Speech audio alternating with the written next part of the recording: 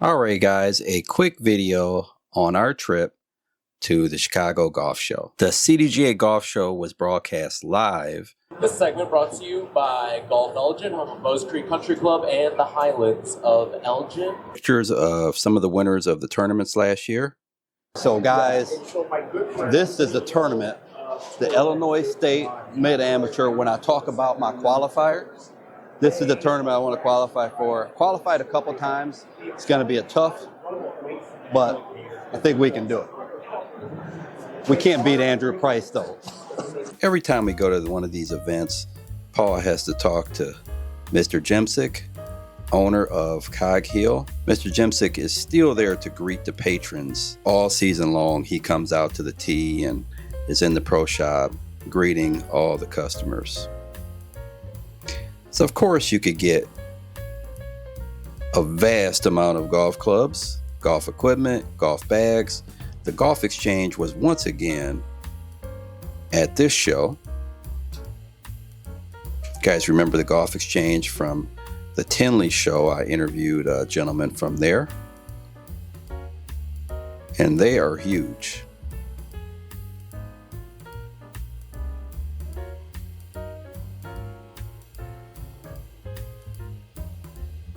There's Jeff.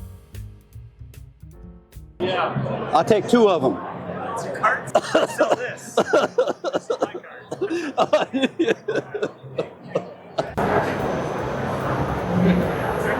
Our friends from Chippopotamus were at the Chicago Golf Show. Alex is very charismatic, a great guy, and they have a lot of really nice apparel. We talked about playing at his home course in Indiana, and actually one of my favorite courses, Innsbrook Country Club. I played a qualifier for CDGA Am there 3 or 4 times.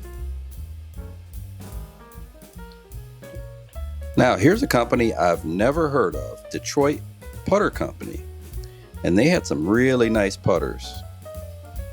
I think Paul was thinking about purchasing one.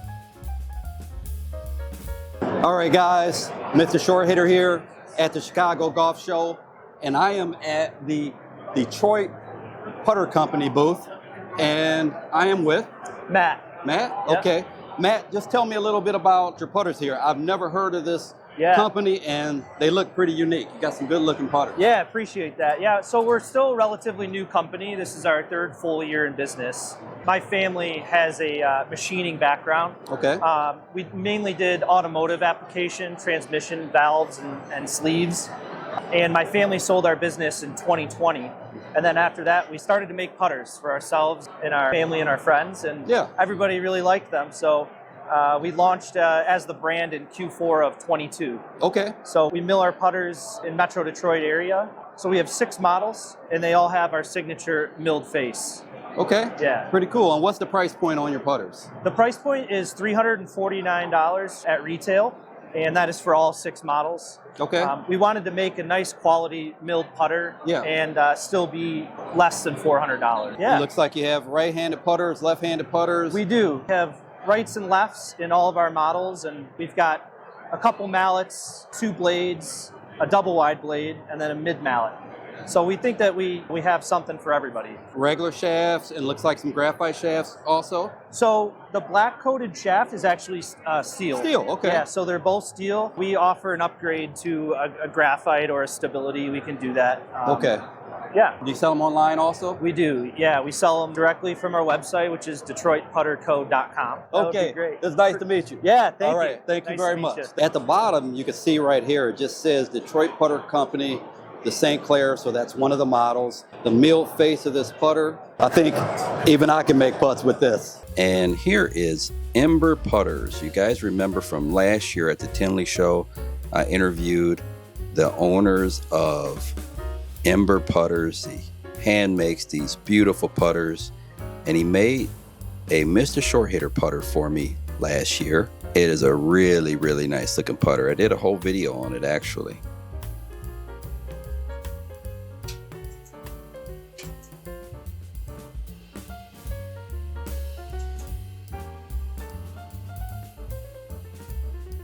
The Illinois PGA had some free 7-minute golf lessons, and I wanted to take a free 7-minute lesson, but the line was enormous. And of course, Hank Haney was at the main stage. Now, 90% of the people that play golf slice. Ball curving over there to the right. Some people call it a push. Some people call it a fade. Other people affectionately refer to it as their power fade. But when you look at that shot, as a coach, when you look at that shot, what you are seeing is a slice. That is what you call a slice. And I always tell people, if there is a road you take to play good golf, there's this road you go down to play good golf. Nowhere on that road is there a slice. In the history of the game of golf, not one person has ever gone. And although I'm not a drinker, it's a company, Grunk Dolfer. I've seen them at a couple of these shows. So they have an anti-hangover drink mix, which, like I said, I don't drink, so I'll never need that.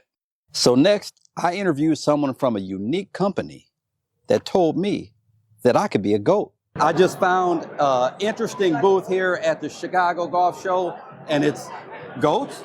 We're the GOATs, golf on any tee. It doesn't get any better than that. So I'm here with Matt. Matt, you want to tell me a little bit about what GOAT is? Absolutely. So GOAT is the best way to play golf in Chicagoland. If you play any of the courses that we have with our program, we're an unlimited golf program. You can redeem your rounds at any of these courses on an unlimited basis. So you can hold 2 tee times at any given time. When you play your first tee, you're free to book again. So that keeps it fair for the members. We have about 220 of us, and we're looking to grow the community. It looks like you guys are, right now, you have 220 members. And you have, how many courses are on this list? So we're up to 19 courses. So Matt, how many rounds are your members playing? So the GOAT of the GOATs this year, he was able to golf 309 rounds, if you can believe that. Okay. That's pretty much 2 a day, every day for the entire golf season. And that's the truly unlimited nature that GOAT can bring to you. As long as you have just played your round, you're free to play again. So he was just able to book in the morning, and then see what's available in the afternoon, and then go play at 36 pretty much every day. Wow, that's incredible. So guys, you think about that. $1,750 is this golf show special right now. What's the regular price? $2,000. $2,000. This gentleman played 309 rounds of golf. Includes golf cart. It does include the cart. I mean, and some of these courses on here are some of my favorite courses. So which one's your favorite? Ravislow is pretty close to Love me. Ravislow. That's one of my favorites. Thunderhawk is definitely one of my top 5 golf courses for sure. I could play those every day, and it seems like I could play them 309 times. Have you played Whitetail Ridge? I have. I like that great course. Track. Yep. Balmoral Woods I've played Balmoral Woods. They're our newest addition. So they just joined us recently, last week. Okay, it was nice meeting you. It looks like a great program, and I think I'm going to have to try one of those courses out. Yeah, well, we look forward. Maybe I'll be able to play around with you if you invite me out to film some content. All right, sounds good. Right. Nice to meet you. Nice to meet you. All right. On the main stage when we arrived were 2 people that I really admire in golf. I've always looked at Andy's game as just an incredible solid game. He's got one of the best short games I have ever seen. He's the type of player that could play whatever shot around the green that he needs to play, he could play it. Took a shot at professional golf, and he still does really well in, I think he got second in maybe the Illinois Open or Illinois PGA Championship to Mike Small a year or 2 ago. Recently, he was Illinois PGA Professional of the Year, I believe. And also Nicole Duray was on stage with Andy, and she spent several years on the LPGA Tour. And Nicole Duray was never one of the big, longer hitters on tour, but she's done pretty well. And even last year, as a senior golfer, she finished second in the Illinois Women's Open. I decided to ask them a question that I think you guys would really be interested in. We've got one last question over here. This has been a great hour. We've got a fan who loves his short game. He's branded that way. That's it. Let's hear from you. How you doing? How's it going, Andy? This is the perfect question for Andy, and it's a perfect segue from what you just said, Nicole. In golf, we hear so much now about the correlation between handicap and distance. Yep.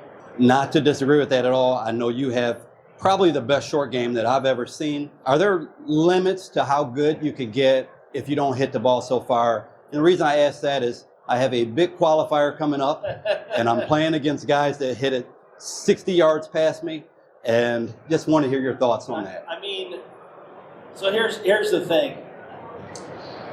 If you hit it long, you're coming to the poker table with a little bit more money, right? If you hit it long, you're able to do some things on the golf course that might make a little bit more of a difference. Like when I'm playing with our head pro Frank, he's 50 by me. Mm-hmm. So, but I have a better wedge game, right? And then I'm a better putter than he is. So there's trade-offs, right? And I think the most important thing, and Nicole is a perfect example of this. I envy what Nicole does when she plays on the golf course, because she won't practice and she'll go out in top 20 in the U.S. Senior Women's Open. And she knows her game better than anybody does, right? Yep. She knows what she does well. So do the Zach Johnson approach, do the Corey Pavin approach. Like, you can never perfect this game. So what you do well, try and perfect it. What you don't do well, make sure it's always something that you're working on, right? I'm 43 years old. I'm still using Stack. I'm still using Golf Forever. I'm still trying to get 2 or 3 more miles an hour out of my ball flight, right? I'm actually, speed-wise, I've stayed about the same for the last 15 years or so, just trying to continue to work on speed for myself, but never taking my eye off of, I still want to be a really good putter. I still want to have a really good wedge game, and then that kind of bleeds into my iron game. So I usually have a pretty good iron game all the way down through putter, but I'm still working on the things that I know are a shortfall in my own game. So don't ever abandon anything, but know that whatever you do well, become an expert at it. Become the best you possibly can be at what you do well, and then always be working on those things that you could be better at. Length is helpful because if you can hit it long and straight, you have a shorter club in your hand. But I've been kind of on the shorter side my whole life, and I can hit my 5 hybrid or my 5 iron as good as my wedge.